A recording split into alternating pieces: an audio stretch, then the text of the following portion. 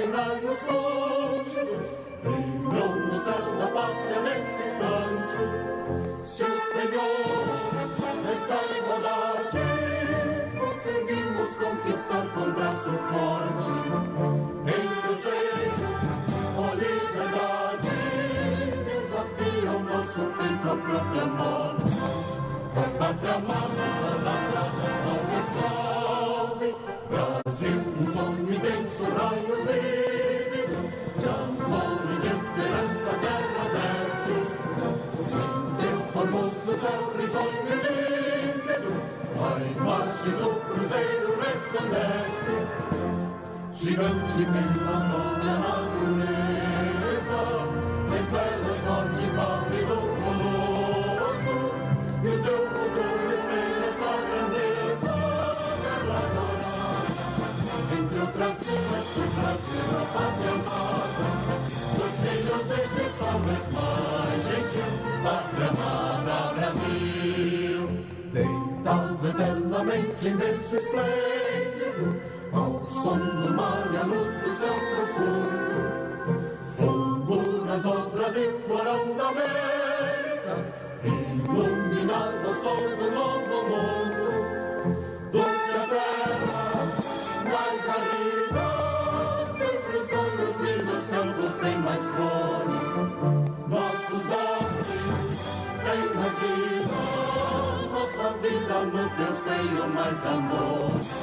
A pátria amada, a tradição dissolve, Brasil de amor eterno seja símbolo, lá para o teu centas estrelado, bendiga o verde louro desta flor, mas no futuro e glória do passado, os seres da justiça clama forte, verás que o brilho teu não foge à luta, nem teme quem te adora a própria morte. Terra dourada, entre outras vilas tem Brasil, a pátria amada, os filhos deste sol mais gentil, pátria amada Brasil.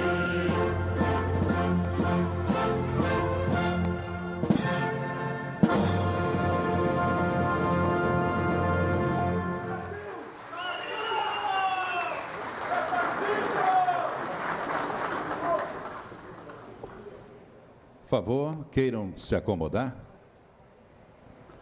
E ouviremos agora o presidente da AgriShow, Francisco Maturro.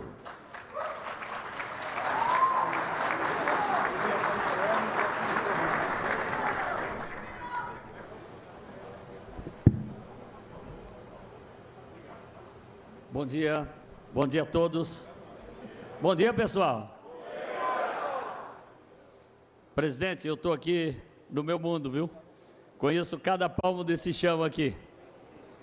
Senhoras e senhores, estou muito feliz mesmo, com a retomada da nossa AgriShow.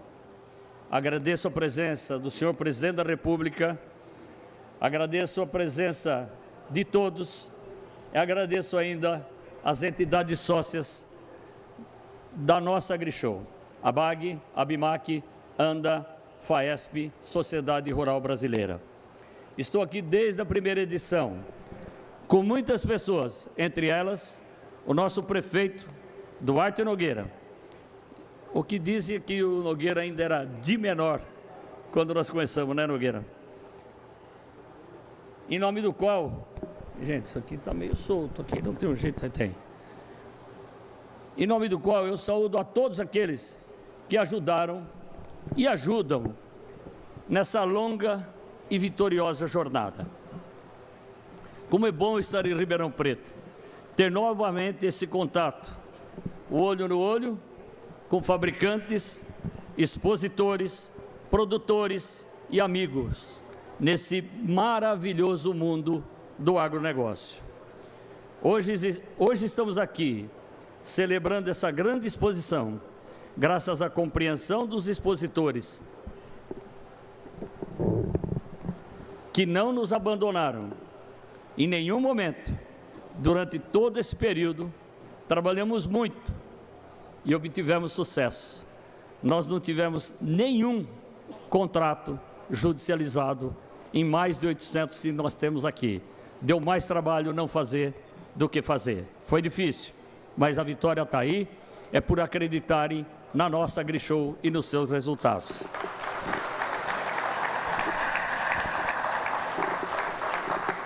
Tal fato demonstra a confiança das entidades realizadoras e na força do agronegócio brasileiro. Em 3 anos, 2 edições sem AgriShow, o mercado de máquinas e implementos agrícolas não parou, o agro não parou, o abastecimento não parou, a indústria não parou, investimento em tecnologia e inovação também não parou. Tudo isso garantiu a permanência do Brasil como um dos principais agentes do agronegócio no mundo. Aqui nesse espaço da Secretaria de Agricultura e Abastecimento de São Paulo, hoje concedida para a realização da maior feira de agronegócios do mundo, está aqui, AgriShow, em Ribeirão Preto. Com seus lançamentos, os exclusivos lançamentos, as principais tendências do agronegócio e os avanços da conectividade no campo para pequena, média e grande propriedade. Agora, senhoras e senhores, com muita honra, falo também como secretário de Agricultura de São Paulo. E assim, não posso deixar de mencionar alguns dos muitos programas voltados à valorização do agro paulista e brasileiro. Programas implementados pelo meu amigo, o então secretário Itamar Borges.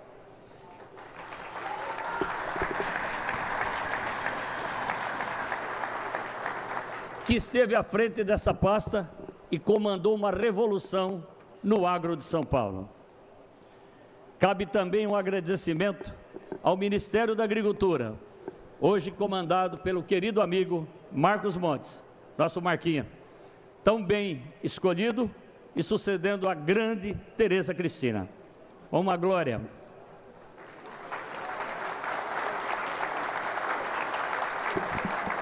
O Ministério da Agricultura nos ajudou muito para que a gente pudesse transformar o CISP em CISB e uma migração automática. Isso é bom para o país e é bom para todos. O Ministério também tem participação importantíssima no trabalho para que São Paulo esteja entre os estados livres da febre aftosa, sem vacinação, uma demanda dos produtores que também contribuirá para ganhar novos mercados. Nesse período, implantamos, me permita, Itamar, implantamos relevantes programas para o agro de São Paulo e eu destaco alguns. A análise do CAR era um pleito, uma demanda tão antiga que o Código Florestal já comemorou 10 anos e nós ainda estamos devendo. São Paulo já não deve mais. 100% do CAR analisado e o próximo caminho é a regularização ambiental. Isso é segurança jurídica. Implantamos também o programa de segurança no campo. Foram adquiridas 550 caminhonetes, quem passou por ali viu algumas, já praticamente todas entregues, exclusivamente para a ronda rural. É um trabalho de fundamental importância diante de tudo que está acontecendo de roubos, de defensivos, máquinas, implementos, fertilizantes. Quem tem propriedade sabe o que está acontecendo. É mais uma ajuda que nós damos à valorosa PM e quem nos ajuda a cuidar dos homens do campo.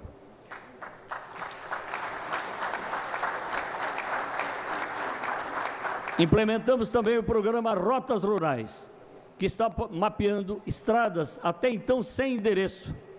Nos 645 municípios do estado, até setembro, 100% das propriedades terão o seu endereço, o CEP digital.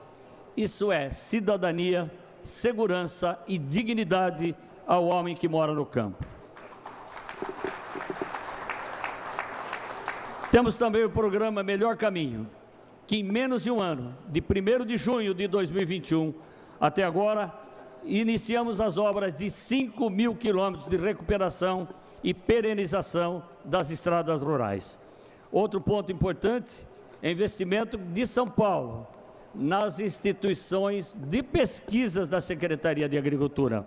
São 6 institutos, mais a nossa APTA. São 102 milhões de reais.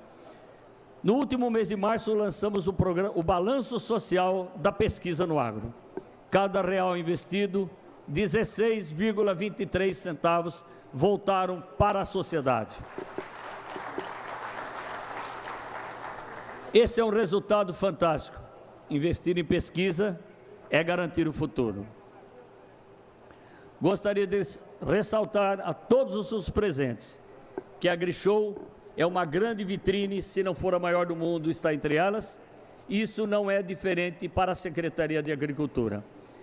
Agora eu vou destacar aqui, e todos que me conhecem sabem da grande paixão. Nós estamos trazendo aqui o pavilhão dos produtos artesanais, dos pequenos produtores. Pela primeira vez, dentro dessa feira, nós temos aqui os produtores artesanais, gente que produz mel, charcutaria, queijo, vinho, cachaça, é bom também, mas tem artesanal, é muito bom. É uma dignidade para toda essa gente pequena que estava fora do setor, que estava clandestinamente levando os melhores queijos do mundo para ser premiado na Europa, clandestinamente, escondido dentro de uma mala. É uma realização, custou muito dinheiro, fizemos em parceria Secretaria de Agricultura de São Paulo e Secretaria de Turismo. É um ganho para os produtores, todos legalizados, todos simplificados no seu serviço de inspeção municipal, serviço de inspeção estadual e, se Deus quiser, um dia, no serviço de inspeção nacional, que é o CIF. Algo possível e que me orgulha a mim, e ao sempre secretário Itamar Borges, foi ter conseguido modernizar a legislação de São Paulo, que simplifica o registro de todos os produtos artesanais de origem animal. Por fim, eu gostaria de saudar aqui o nosso homenageado, Dr. Marcos Landel, pesquisador de 4 costados.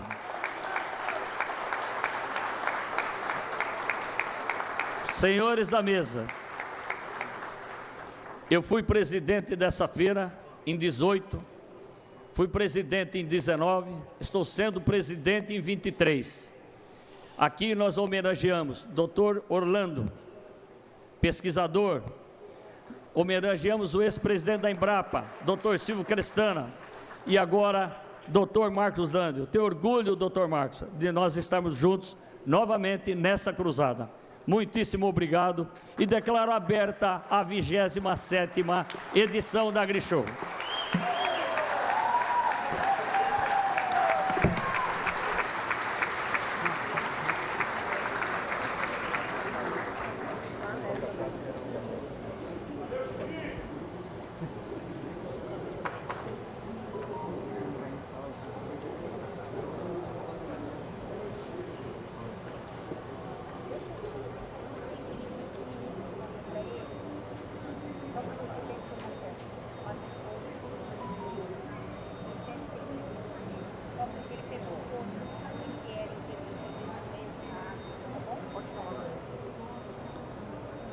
Neste momento, as entidades realizadoras da AgriShow, ABIMAC, ABAG, ANDA, FAESP e SRB, homenageiam uma personalidade que tem contribuído de forma incansável para o fortalecimento do agronegócio brasileiro.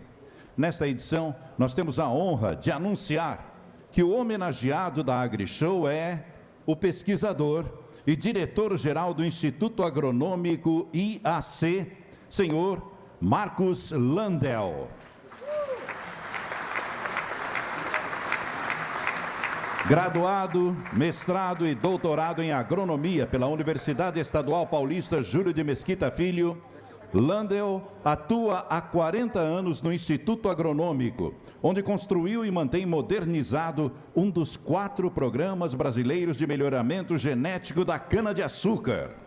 Recebeu inúmeros prêmios pelas contribuições feitas para que São Paulo e o Brasil se tornassem referência mundial em canavicultura sustentável, dentre eles o prêmio Norman Borlaug de Sustentabilidade 2019, oferecido pela ABAG.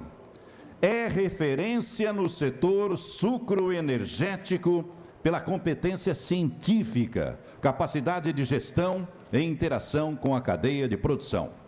Para entregar a homenagem, convidamos Francisco Maturro e João Carlos Marquesan, representando as entidades realizadoras da AgriShow. E para receber, convidamos ao palco o senhor Marcos Landel.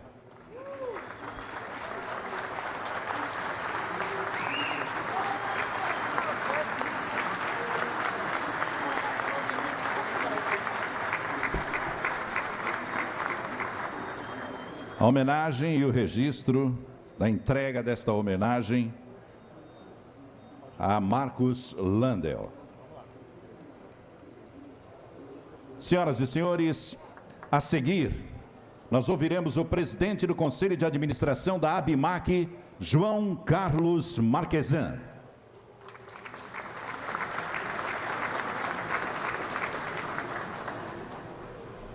Bom dia a todos. Senhor presidente, eu peço licença, antes de fazer o meu discurso, fazer uma breve homenagem a 4 heróis da indústria de máquinas agrícolas do Brasil, falecidos recentemente, que eu quero fazer menção, aproveitando neste momento, o senhor Armando Marquesan, o senhor Luiz Marquesan, fundadores da empresa Marquesan, falecidos recentemente, juntamente com o seu filho José Alberto Marquesan também. O senhor Armando Marquesan e o senhor Luiz Marquesan ficaram órfãos de pai e mãe muito cedo, muito criança, e tiveram que começar a vida do nada, e um ficou carpinteiro e outro virou ferreiro. E dessa união de um ferreiro e um carpinteiro, lá em 1946, fundaram o que é hoje a Marquesan Implementos e Máquinas Agrícolas Tatu S.A. Quero fazer uma homenagem também ao seu filho, filho do Armando, José Alberto, falecido há mais tempo, mas que também trabalhou muito. E ambos trabalharam, os três trabalharam, sempre apoiando o AgriShow, sempre apoiando o agro, sempre produzindo máquinas cada vez melhores, máquinas cada vez mais sofisticadas, com mais produtividade. E a empresa está aí no que é hoje. E quero também fazer uma saudação também ao grande amigo Rubinho de Moraes, conhecido como Rubinho da Jumil, que está aqui representado pela família, como também toda a família Marquesan está sendo representada hoje aqui. E o Rubinho também foi um grande batalhador para que esse AgriShow ficasse de pé. Teve muitas mãos lá no começo, quando o AgriShow, a primeira feira, ele quebrou, a segunda, mas houve uma união de todas as empresas, vendo o futuro, e o Rubinho foi uma dessas pessoas que sempre acalentou, sempre trabalhou, sempre foi um divulgador do AgriShow. Fica aqui nossa homenagem, então, ao seu Armando Marquesan, seu Luiz Marquesan, José Alberto Marquesan e o Rubinho da Jumil. Muito obrigado. Senhor presidente, no seu nome eu saúdo todos os representantes da mesa e todas as autoridades presentes. Nós já conversamos um pouco hoje lá no stand da ABIMAQ, e eu antecipei um pouco do meu discurso, mas aqui é para o conhecimento de todos. É com imensa alegria que iniciamos a realização da 27ª edição do AgriShow, que tem 520 mil metros quadrados em disposição a céu aberto, com mais de 800 marcas presentes no evento. Quero ainda falar da pujança e a necessidade do nosso setor. É preciso dizer que a indústria brasileira de máquinas agrícolas domina a produção de máquinas em ambiente tropical. É a única exclusiva no mundo, mas serve também para a agricultura de climas temperados. A ABIMAQ tem nas suas câmaras do agro 740 empresas cadastradas com um faturamento estimado de 100 bilhões e exporta 30% do que produz. A indústria brasileira de máquinas agrícolas está preparada para atender a demanda de máquinas do Brasil. Investiu muito nesses últimos anos e continua investindo para aumentar e modernizar a sua capacidade de produção. Temos neste AgriShow o que existe de mais moderno no mundo em tecnologia de máquinas agrícolas para atender a necessidade da agricultura onde quer que seja. O Brasil é autossuficiente na produção de máquinas agrícolas. Senhor Ministro da Agricultura, precisamos de um plano safra compatível que considere que 50% das máquinas no campo têm mais de 15 anos de idade. Este parque precisa ser modernizado. Esta modernização passa pelo novo plano safra que está sendo gestado dentro do governo. Importante notar que o contínuo aperfeiçoamento de máquinas e implementos agrícolas e o advento da digitalização da agricultura constitui importante fator de aumento da produtividade das lavouras e da competitividade do agronegócio. Desse modo, nossas sugestões para linhas de financiamento incluem a previsibilidade e estabilidade na oferta de crédito, volume de recursos adequados a juros compatíveis com a atividade econômica. Especificamente com relação ao Moderfrota, sugerimos a ampliação do volume de recursos para 32 bilhões de reais. Especificamente com relação ao Pronaf mais alimentos, sugerimos o volume de recursos de 11 bilhões somente para máquinas agrícolas. Em relação ao Inovagro e Moderagro, estimamos que sejam necessários 8,15 bilhões de reais. Com relação ao PCA, Programa de Construção, Ampliação de Armazéns, sabemos que a ferramenta ideal para atenuar e até mesmo resolver de forma consistente o déficit de armazenagem no país de grãos. Nossas sugestões pedem um aporte de recursos de 15 bilhões, de forma a evitar a ampliação do déficit de armazenagem no Brasil. A positiva indicação de um novo recorde de safra no país demonstra que o Brasil consegue responder a contente à demanda mundial crescente por alimentos.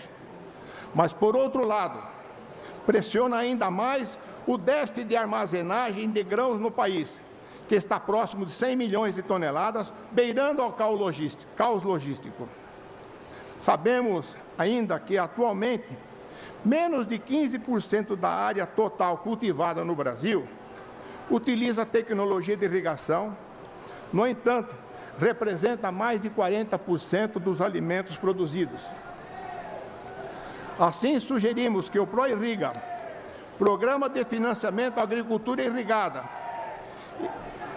e ao cultivo protegido, tenha ampliação do volume de recursos para 5 bilhões.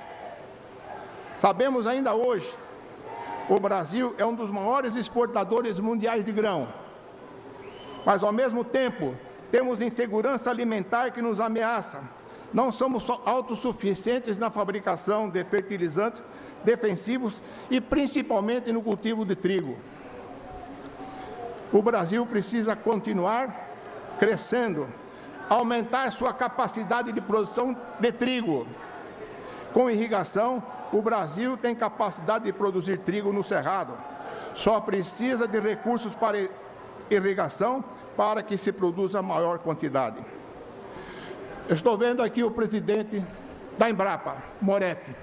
Ele escreveu há poucos dias atrás um artigo no jornal falando especificamente deste assunto.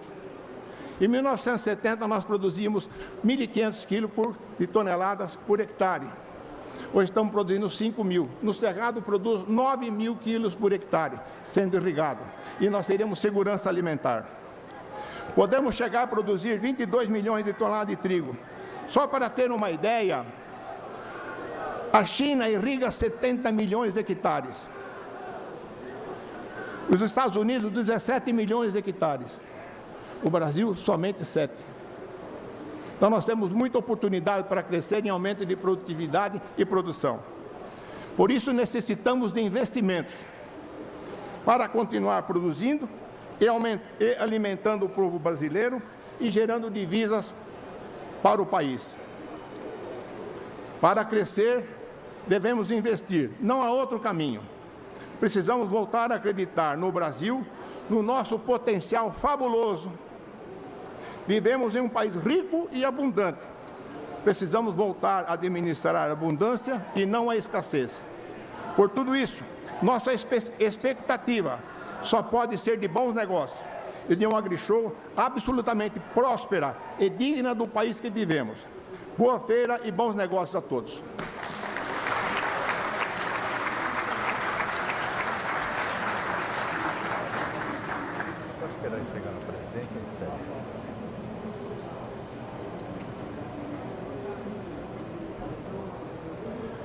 Senhoras e senhores, neste momento, fará uso da palavra o prefeito de Ribeirão Preto, Duarte Nogueira.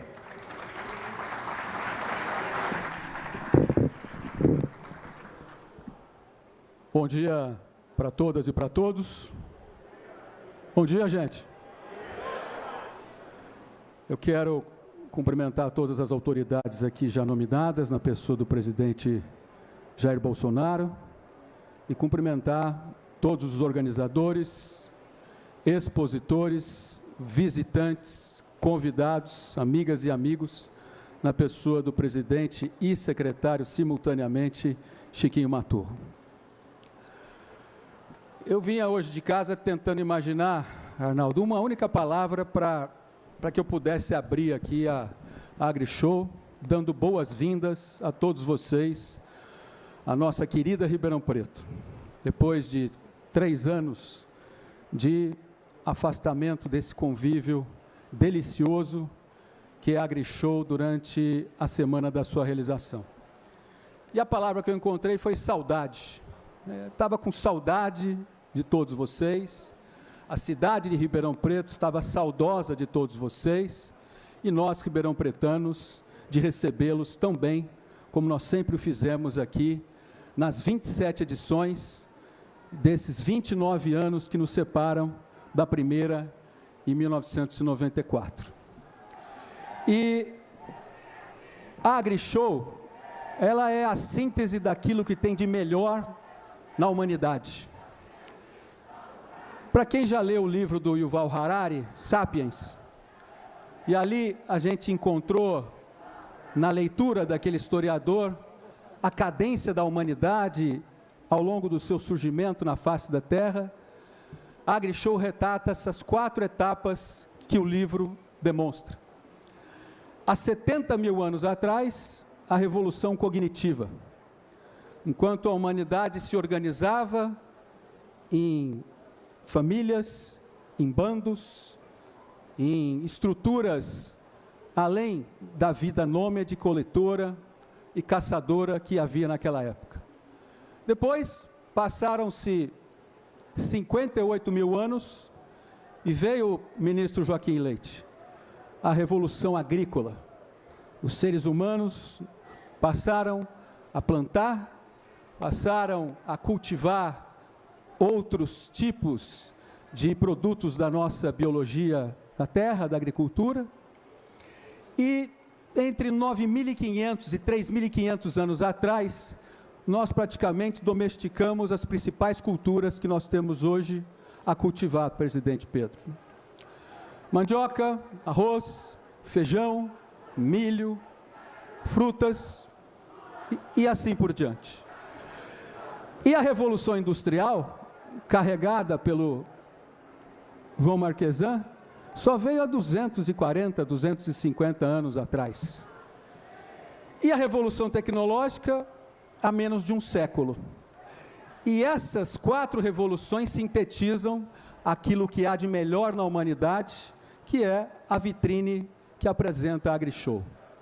A capacidade humana de superação, de desenvolvimento tecnológico, de esforço coletivo, de inventividade, de trabalhar a ciência e a tecnologia a bem da própria humanidade. E o que a gente tira de lição a cada AgriShow é que a gente é capaz de fazer cada vez mais e melhor. 2 anos, 3 anos nos separaram do convívio presencial em função da pandemia que a humanidade conseguiu enfrentar e abater com a vacina e com aquilo que nós sabemos fazer de melhor com a nossa ciência. E estamos aqui de volta. Mas quem viu a feira há 3 anos atrás e vê agora, a tecnologia não parou, as máquinas estão melhores, elas estão mais produtivas, elas estão mais eficientes. Nós conseguimos dar mais um salto num curto espaço de tempo. Na AgriShow de 19, a última, os bancos faziam operações para trocar o período do financiamento de 7 para 4 anos, porque já encurtava o salto tecnológico entre o desenvolvimento das novas máquinas. Agora ela está se dando em 2 e 3 anos, Chiquinho. Isso é a nossa capacidade insuperável de poder fazer mais e melhor.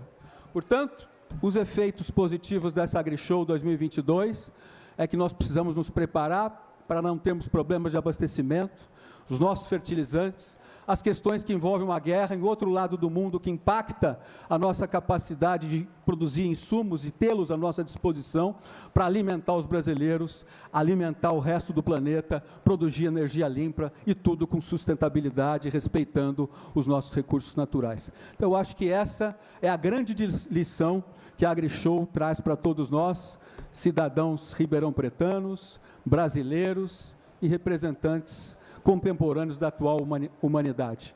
Que nós possamos utilizar desses exemplos e desses instrumentos para a paz, para o bom convívio e para que nós possamos ser cada vez, dentro do possível, mais felizes. Viva a AgriShow, viva a todos nós brasileiros. Obrigado.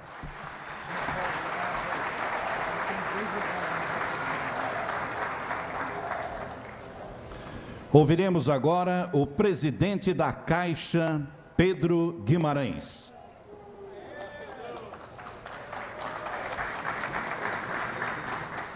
Bem, deve ser esquisito para vocês verem o presidente da Caixa falar aqui num evento de agricultura. Porque antes, a Caixa patrocinava clube de futebol, patrocinava camarote de carnaval, gastando 30 milhões de reais em cima de agência da Caixa. Patrocinava carnaval em cima de museu, lá no Marco Zero, em Recife. Patrocinava ou emprestava para algumas grandes empresas que não pagaram a Caixa. Hoje, a gente empresta para 500 mil micro e pequenas empresas. Nenhum banco no Brasil empresta tanto como a Caixa. Também, há 3 semanas, nós lançamos um programa de microcrédito que todos os outros bancos juntos emprestaram para 0 pessoas. E nós emprestamos para 1.200.000, sendo 80% negativados. Agora, objetivamente, eu já falei, as pessoas não acreditaram. Há 1 ano atrás, a gente começou a focar no agronegócio. Nunca na história da Caixa, a Caixa deu bola para o agronegócio. Nunca. Nunca tinha participado do Plano Safra. Nós saímos em 1 ano do 8º, já somos o 2º, e tem aqui a minha palavra, presidente, até dezembro de 2024, senão eu devolvo o meu crachá, nós seremos o maior banco do agronegócio. E último ponto, quem tem dúvida, veja na Caixa Econômica Federal quanto que a gente está cobrando de taxa. Acho que a nossa taxa é 9,5%. Se vocês acharem 9,5% em outro banco, ok. Agora, uma coisa que eu já falei com o presidente. Hoje em dia, esquece banco que patrocinava camarote de carnaval em cima da agência. Para fazer negócio com a Caixa, tem que ser cliente da Caixa. Esse papo de fazer negócio com a Caixa, tendo a menor taxa e não ser cliente, quem bloqueia sou eu, o presidente. É por isso que nós temos dinheiro para ter 100% do microcrédito no Brasil. Por isso que o único banco que abre agência é a Caixa Econômica Federal, sendo 100 agências no agronegócio. Porque se nós não ouvirmos, nós não vamos conseguir melhorar. O último ponto, e a gente estava aqui, várias críticas em relação à Caixa. Ótimo! Por isso é que eu estou aqui, para aprender. Nós hoje somos só muito ruim. O dia que a Caixa for mais ou menos, nós vamos ser o maior banco do agro no Brasil. Muito obrigado.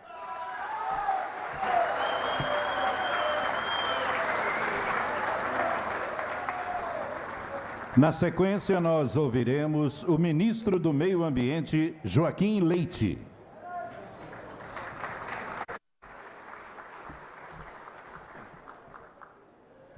Presidente Jair Bolsonaro, eu queria agradecer por ser ministro do Meio Ambiente num governo que é amigo do agro. Queria fazer um agradecimento especial ao ministro Ricardo Salles, por ter iniciado em 2019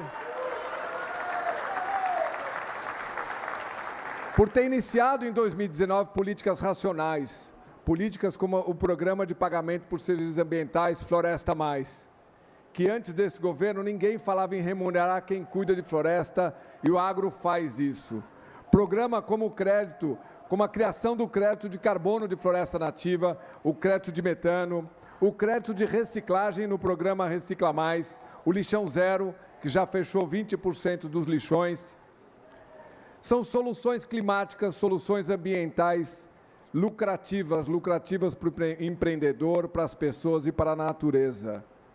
Mudamos a política de multar, reduzir e culpar para inovar, empreender e incentivar. Gerando crescimento verde, gerando emprego verde. Isso tudo é continuidade do trabalho do ministro Ricardo Salles. Obrigado.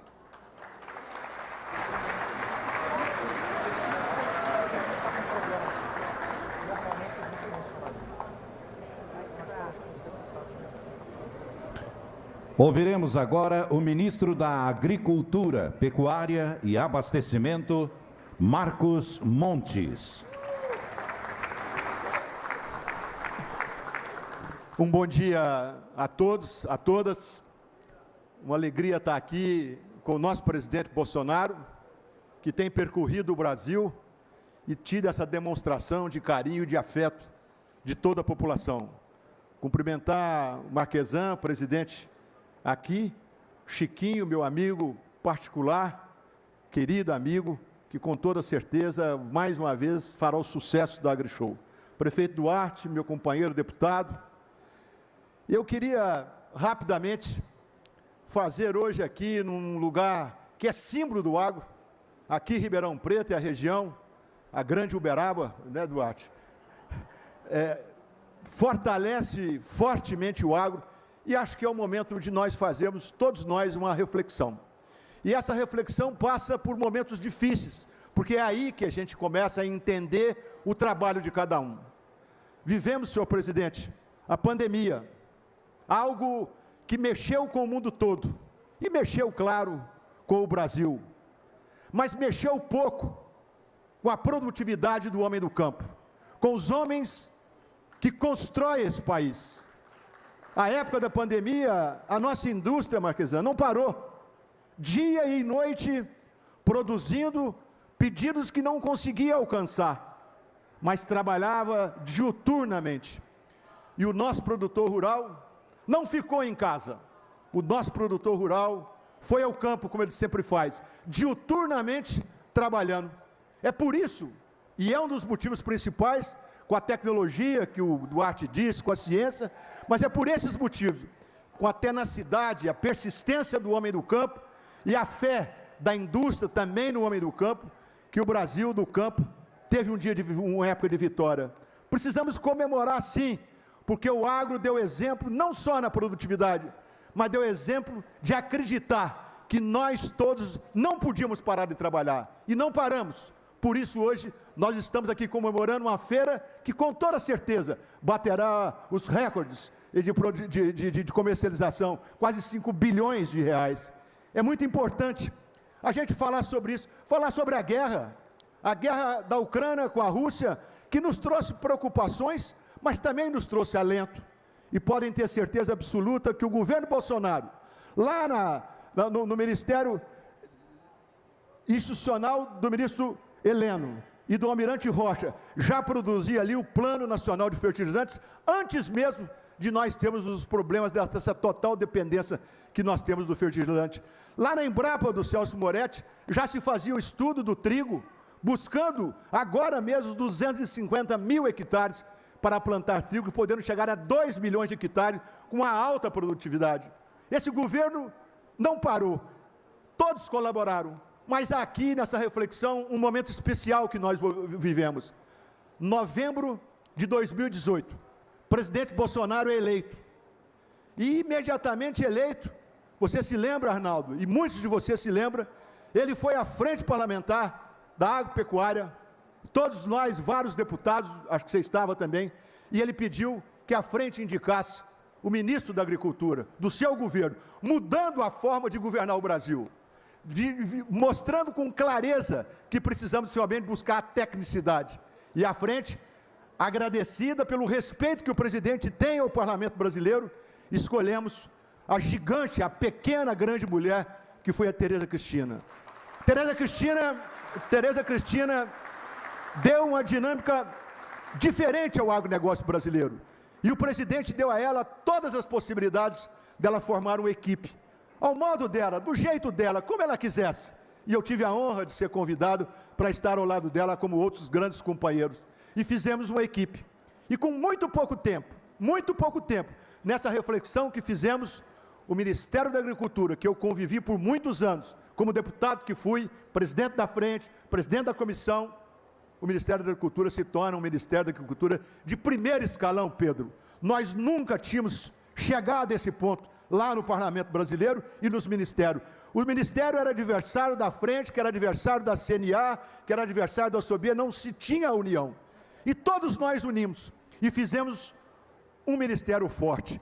O primeiro escalão, sentado à mesa com a economia, discutindo, Marquesan, o Plano Safra, olhando nos olhos do presidente do Banco Central, trazendo o Pedro agora para esse sucesso que a Caixa Econômica faz. A economia mudou a característica, criando outros tipos de créditos agrícolas que nós precisamos. Recentemente lançamos, o Banco do Brasil lançou uma CPR que era a CPR verde da economia, e o Banco do Brasil pôs isso em prática. Depois da economia, nós sentávamos com esse gigante da infraestrutura, que é Tarcísio. O Tarcísio sentou e eu vi inúmeras reuniões, o Tarcísio discutindo, falando, conversando.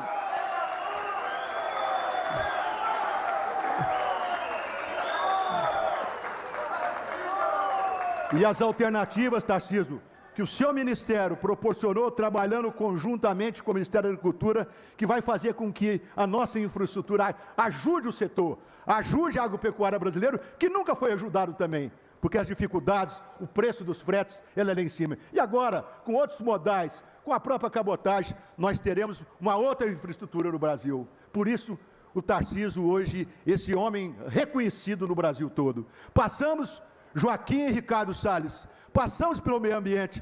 Antes, o meio ambiente era adversário da agricultura, se degladiavam, um fazia uma coisa, outro fazia outra. Quando o Ricardo chegou, nós começamos a conversar, depois veio o Joaquim, e culminou agora, no final do ano passado, em Glasgow, culminou com o Brasil chegando lá, às vezes todos preocupados, inclusive nós, que podia ser lá criticado, vaiado, saímos de lá de cabeça erguida, mostrando que o Brasil não é só uma potência agrícola, é também uma potência ambiental. Esses passos foram sendo dados. O Ministério, Paulo Alvim, da Ciência e Tecnologia, quanto trabalho foi feito, quanto trabalho, parceria nós estamos fazendo, junto com a Embrapa do Celso Moretti, que está aqui.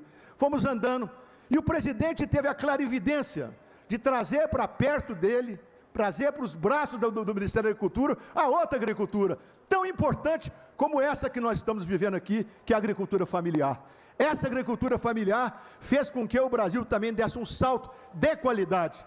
Tanto é verdade que o presidente da República trouxe o INCRA que no passado era usado para outras manobras e manobras políticas. O presidente Bolsonaro trouxe o INCRA para perto do assentado. Eu estou acompanhando o presidente pelo Brasil todo.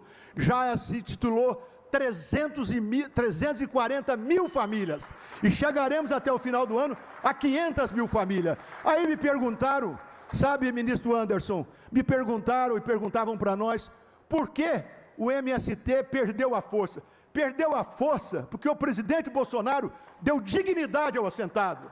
O que precisava o agricultor familiar era disso, era de respeito, era de esperança, era de alguém que pudesse olhar para os filhos e pudesse os filhos dele ir ao seu banco e poder pedir um empréstimo. E o presidente Bolsonaro vem assentando. Essa semana mesmo nós vamos a Paragominas e entregaremos lá milhares de títulos, voltando o Brasil a esse caminho. Eu não quero prolongar porque é tanta coisa para falar, mas como o Joaquim disse aqui, o Juca Verde disse aqui, eu também sou muito grato de hoje, quase no meu encerrar da minha carreira, eu poder trabalhar, depois da ministra Tereza Cristina, que fez um trabalho estupendo, num governo maravilhoso, que olha os outros. E podem ter certeza, nós do agro, e eu posso falar isso pelo agro, porque vivi no agro a minha vida inteira como parlamentar, nós do agro, nesse governo, achamos o caminho, e Deus queira que nós não saiamos desse caminho mais. Muito obrigado.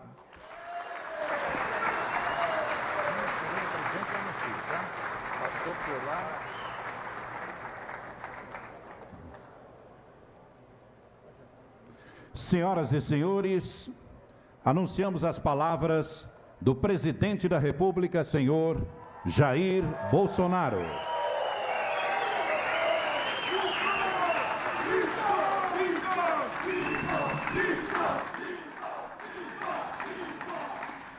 Senhoras e senhores, bom dia.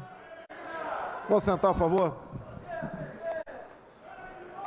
Primeiro, eu queria dizer uma coisa a vocês. Eu jamais esperava ser presidente da República. Já que aconteceu, entendo que é uma missão de Deus. E a Ele eu agradeço a minha vida e essa missão. E reforçar aqui, só Deus me tira daquela cadeira.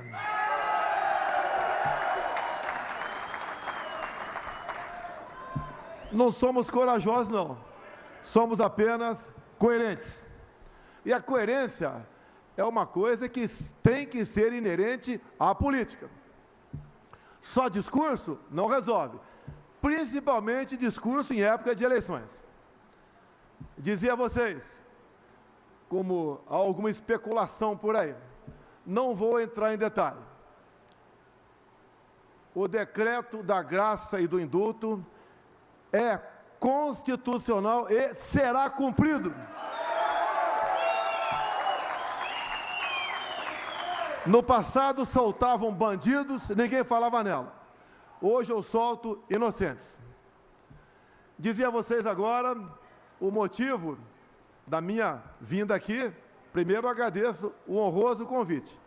Já estive aqui, se eu não me engano, 2017 ou 2018. Fiquei nesse canto aqui e prestei muita atenção no que ia acontecer. Eu sempre assinei as listas para integrar a bancada do agronegócio em Brasília. Participava e colaborava na minha estatura, que não era muito grande, para esse enorme setor que é o agronegócio. Dizia a vocês que a gente faz o possível por todos aqueles que produzem. E cada vez mais, nós queremos que o Estado participe das decisões de cada um de vocês.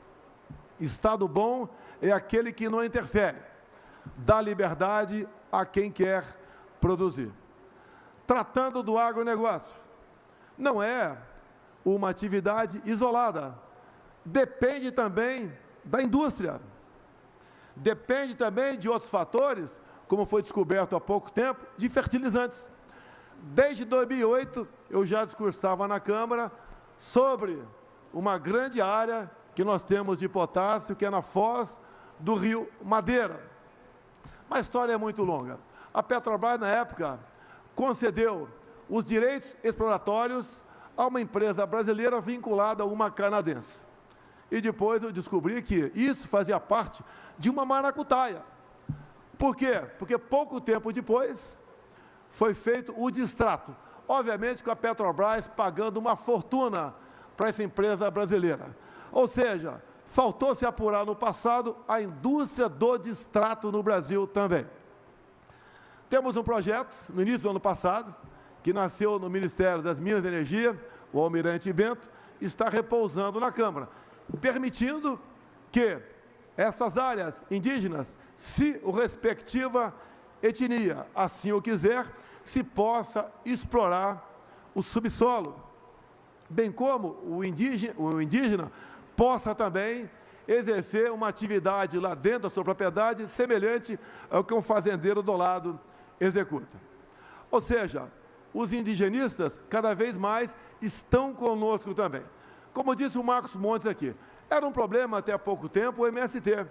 Não é a massa das pessoas que estavam no MST. Temos lá o pessoal que tem um comportamento não compatível com o Código Penal, que é, por exemplo, o Stedley, Zé Rainha, entre outros.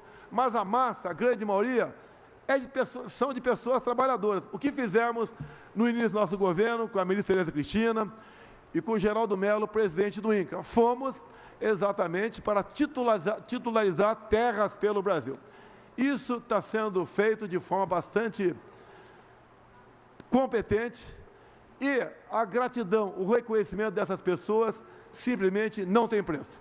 E agora, então, essas pessoas, ao receber o título, passam a ser parceiros, passam a ser companheiros de vocês. São pessoas que agora que têm uma propriedade privada, que não quer que ela seja invadida também e quer cada vez mais produzir nela.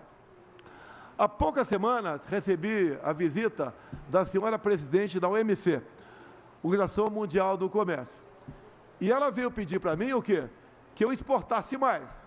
Primeiro, não temos aqui nenhum Brás do campo. Eu não exporto nada, quem exporta são vocês. Mas nós não temos, ou não temos em estoque aquilo que ela nos pediu. E eu aproveitei e fiz um pedido para ela, em cima disso.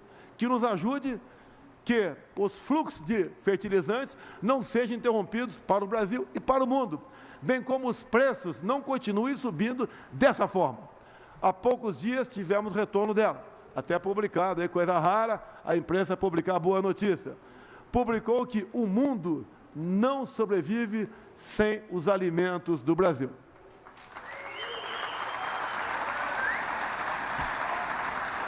E dizer a vocês, antes que a guerra eclodisse, a 10 mil quilômetros de distância, eu estive conversando com o presidente Putin. Fui muito criticado por estar indo para lá. Fomos muito bem tratados. Conversei por quase 4 horas com o senhor presidente da Rússia. Obviamente, o assunto fertilizante fez parte da nossa pauta. E há poucos dias, após, inclusive, a declaração de algumas pessoas que a minha ida lá havia sido num momento inoportuno, tivemos informações que quase 30 navios com fertilizantes estavam vindo da Rússia para o Brasil. Ou seja, a nossa política externa, que tem à frente o ministro Carlos França, é realmente reconhecida por todos nós, reconhecida pelo mundo afora. Cada vez mais eles querem negócio conosco. Assim como não é bom nós temos um comércio só com um país, o mundo árabe, por exemplo, quer diversificar o seu comércio conosco. Todas as vezes que fomos para aquela região, tendo como precursora a Tereza Cristina e sua equipe, nós lá chegamos e muitos acordos, muitos negócios foram abertos.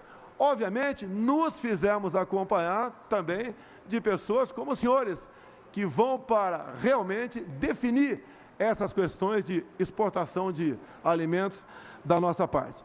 Temos aqui também presente, já que nós falamos agora há pouco aqui do INCRA e também da Embrapa, o Moretti está aqui, uma pessoa fantástica, participou comigo na penúltima live aqui em Brasília, quando ele falou do trigo.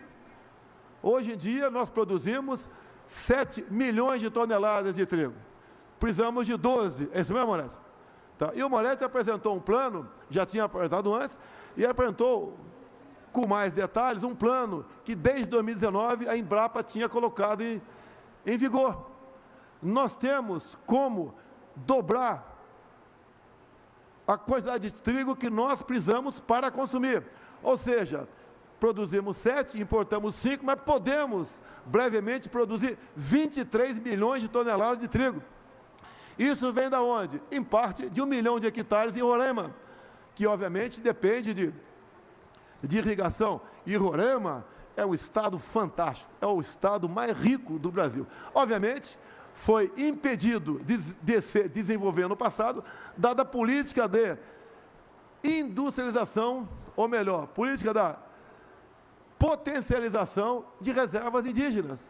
Nós temos no Brasil hoje, vocês sabem, o equivalente a uma região tamanho a Sudeste, com reservas indígenas. E vocês sabem também que dentro do Supremo Tribunal Federal tem uma ação que está sendo levada avante pelo ministro Fachin, querendo um novo marco temporal. Se ele conseguir vitória nisso, me resta duas coisas: entregar chaves para o Supremo ou falar que não vou cumprir. Eu não tenho alternativa. O que nós queremos dos poderes do Brasil? É que olhem para o Brasil e não olhem para o poder. Cada um de cada poder, se quiser disputar a presidência, está aberto. Tem vaga aí, vários partidos oferecendo vagas. Quem sabe essa pessoa seja a terceira via e vai negociar na base do paz e amor com o mundo todo os nossos problemas. Deixa claro a vocês, quando se fala em paz e amor, quando acabou a minha reunião com o Putin, quase 3 horas, além da deferência dele me convidar para conhecer o seu gabinete, na situação onde nós nos apresentamos para a imprensa, e lá se fala para a imprensa e não deixa a imprensa perguntar, tá? Eu agradeci o Putin, porque por mais de uma vez se discutiu perante os grandes países do mundo a soberania nossa sobre a Amazônia. Ou seja, a relativização da nossa soberania sobre a região amazônica. E, nesses momentos, o presidente Putin, com o seu poder de veto, falou que a Amazônia era dos brasileiros e encerrou a conversa. Além do Moretti, que eu falei do trigo aqui, temos uma pessoa fantástica entre nós também. Eu peço que se levante o coronel Melo Araújo. Vem cá, Melo. Presidente da CEAGESP. Você deve saber a importância da CEAGESP para o Brasil. Lá transitam por dia 50 mil pessoas. E quando eu indiquei para a nossa equipe econômica o nome do coronel da Polícia Militar de São Paulo, ex-comandante da Rota, a equipe econômica falou o seguinte: não, temos que botar lá um gestor. Eu falei, não, lá não é lugar de gestor, lá é um caso de polícia, e devemos botar um coronel na CEAGESP. E, obviamente, a minha palavra prevaleceu. Ali, pessoal, só curiosidade, tem 4 mil empurradores de carrinho, pagavam por mês R$160 de propina que ia para um coleguinha nosso em Brasília. Até as que serviam um cafezinho, em torno de 200 pessoas, 270, pagavam também uma cota mensal. Quem quisesse um emprego para empurrar carrinho na CEAGESP, tinha uma autoescola que cobrava R$2.000. Os postos lá, chamados de pedra, era negociado com propina, com cédulas de R$100. 7,50 não tinha negociação. Ou seja, era um antro de corrupção, além de tráfico de drogas, prostituição e outras coisas. O coronel resolveu a questão da CEAGESP em São Paulo. E, obviamente, todos passaram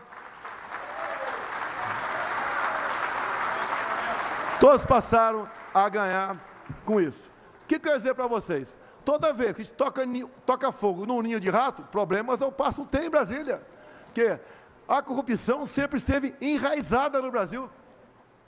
Se tivesse alguém lá de outro local, tanta preocupação com a corrupção como tem com fake news, ajudaria muito o Brasil a estar numa situação bem melhor do que se encontra no momento.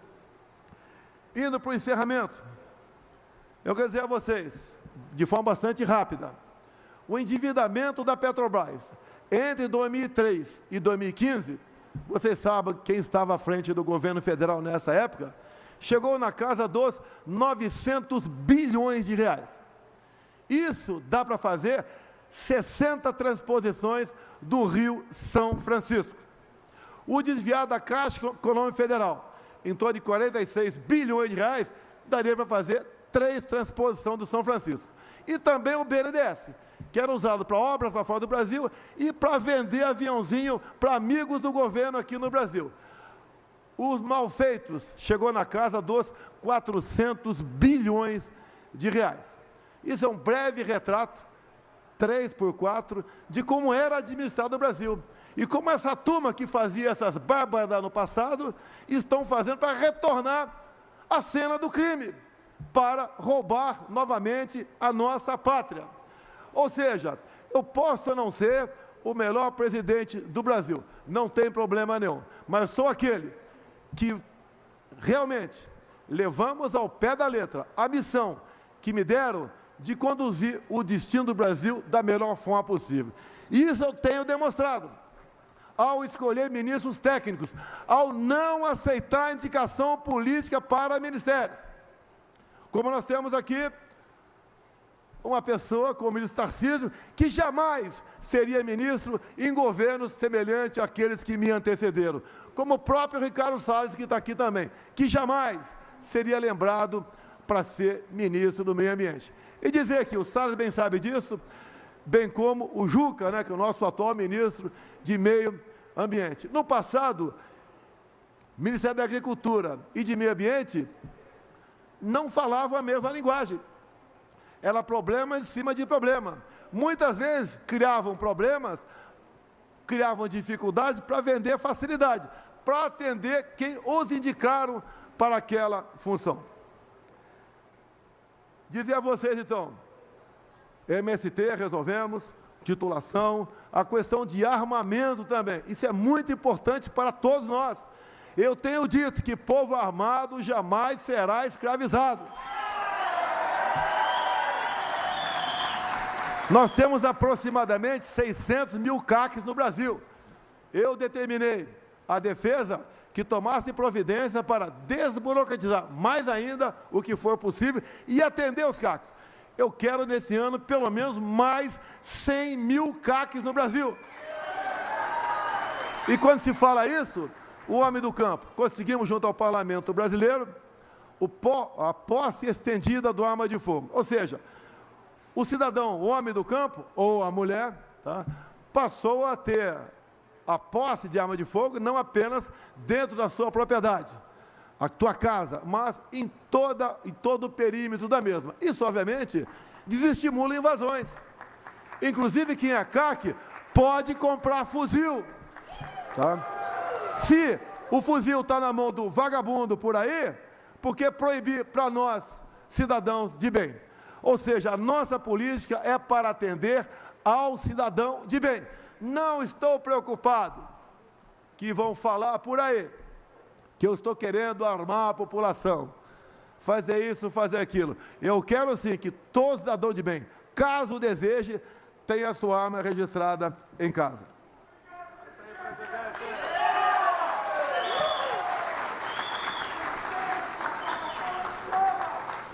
Eu acho que não tenho mais o que falar, gostaria de falar mais 2, 3 horas. Falar mais 2, 3 horas, mas a gente vai indo para o encerramento. Dizer que apesar da dificuldade de ser presidente, que metade do meu tempo é lutar contra maus brasileiros que entram com ação ou tomam decisões contra o governo federal. A outra metade a gente trabalha para que o Brasil realmente alcance o lugar de destaque que ele merece no mundo. Que, afinal de contas, ninguém tem o que nós temos. Se eu costumo dizer, dizia lá na minha campanha lá atrás, né? Olha Israel, veja o que eles não têm, veja o que eles são. Agora veja que o Brasil tem porra, o Brasil tem tudo. E o que não é? O que falta? Aí eu critico a minha classe, cara Zambelli, eu critico a minha classe política, que eu continuo com a pele de deputado federal aqui, por baixo dessa camisa aqui, tá? É porque o Executivo e o Legislativo trabalham juntos. E vocês, como tem eleições no corrente ano, muitas vezes o cara fala, vou votar em quem? Pô, primeiro é que o problema é de vocês, não é meu, tá? Mas vou dar uma dica. Eu vou dar uma dica no caso de deputado federal e de senador. Veja como ele votou, por exemplo, a PEC do voto impresso. Vocês podem ver, nenhum parlamentar de esquerda, PT, PCdoB e PSOL, tem dúvida sobre a urna eletrônica. Todos confiam 100%. É impressionante. Por nosso lado, tem gente que confia também, né? Principalmente depois de um aperto por parte do presidente ou líder do partido. Então veja como ele votou a PEC do voto impresso. Veja também como ele votou na questão do Daniel Silveira. Se é para manter o Daniel Silveira preso ou para soltar o Daniel Silveira. Não tem o artigo 53 da Constituição que os deputados podem falar o que bem entender, que ele é inviolável, que ele não pode ser punido civil e penalmente, porque votaram para prender o parlamentar. E também, o outro dado bastante importante, foi votado no parlamento, na Câmara esses dias, a urgência do PL dos fake news, atendendo Barroso, atendendo Fachin e atendendo Alexandre de Moraes. Então, esses caras que votaram sim à urgência, estão do lado daqueles que querem censurar as mídias sociais. A mídia de verdade, que é essa nossa. E fiquem certos, o bem maior que a nossa própria vida é a nossa liberdade. Como militar, eu, Braga Neto, juramos a vida pela pátria. Mas como cidadão, nós todos faremos muito mais do que isso pela nossa liberdade.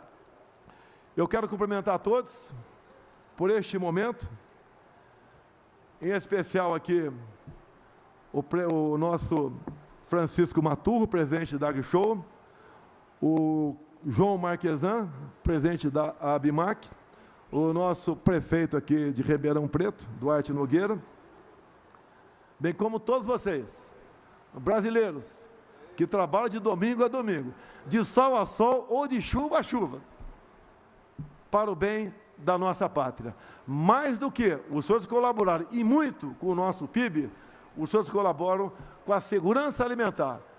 Colaboram não, garantem a segurança alimentar do nosso Brasil e grande parte do mundo afora. Um grande abraço a todos vocês.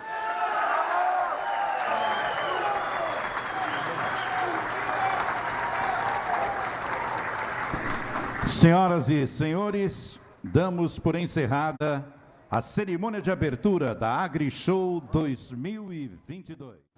Você acompanhou com a gente, direto de Ribeirão Preto, São Paulo, a cerimônia de abertura da AgriShow, a Feira Internacional de Tecnologia Agrícola em Ação.